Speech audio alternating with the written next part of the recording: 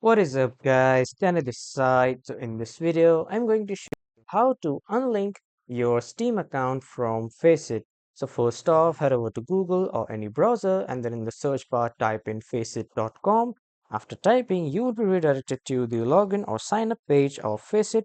From there, if you are new to FACEIT, you need to sign up with your email and password, and then you need to enter your nickname, first name and last name. But if you already have an account on FACEIT, just simply log in and then you will be automatically logged into the FACEIT account. Now, after coming to the FACEIT account, you will be welcome to the homepage of FACEIT account. On the right side, you will see the profile icon at the top.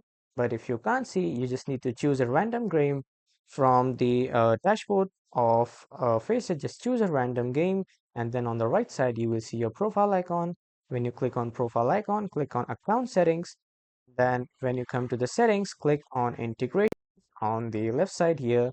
And when you scroll a bit down in the integration section, then under the game platform sections, you can see Steam.